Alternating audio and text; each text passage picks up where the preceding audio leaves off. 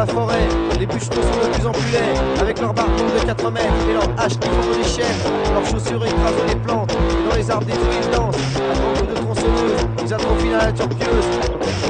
Ils marchent dans la forêt, ils sont de plus en plus laids, ils marchent dans la forêt, ils sont de plus en plus laids, ils marchent dans la forêt, ils sont de plus en plus laids, ils marchent dans la forêt, ils sont de plus en plus laids. Mais il est arrivé qu'un jour il n'y avait plus d'arbres, tout n'était que tristesse et désordre, les bûcherons ont beaucoup souffert ce jour-là, il n'y avait plus rien à abattre, dans un village perdu près des marais noirs, les bûcherons sont entrés avec leurs bottes aux pieds et le matériel usé.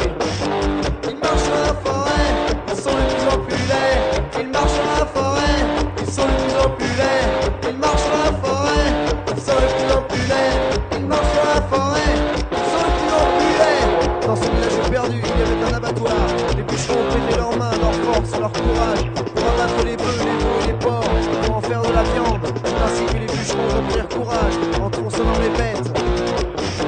Ils marchent dans la forêt, ils sont de plus en plus laids, ils marchent dans la forêt, ils sont de plus en plus laids, ils marchent dans la forêt, ils sont de plus en plus laids, ils marchent dans la forêt, ils sont de plus en plus laids. Il est arrivé qu'un jour dans ce village perdu, il n'y avait plus de bêtes pour faire de la viande. Les bûcherons ont beaucoup souffert ce jour-là. Ils sont partis voir les gens de ce village éloigné, avec leurs bottes aux pieds et le matériel usé.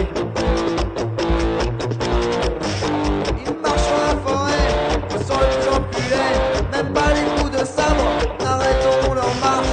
Ils marchent dans la forêt, ils sont de plus en plus laids, même pas les coups de sabre n'arrêteront leur marche. Les bûcherons sont rentrés dans la chambre de ma mère, dans la chambre de mon frère. Ils hachèrent mon père jusqu'à l'eau, puis ils partirent vers une autre forêt. Et si un jour vous rencontrez un bûcheron, rappelez-vous que je veux massacrer mes enfants, ils sont assoiffés de sang.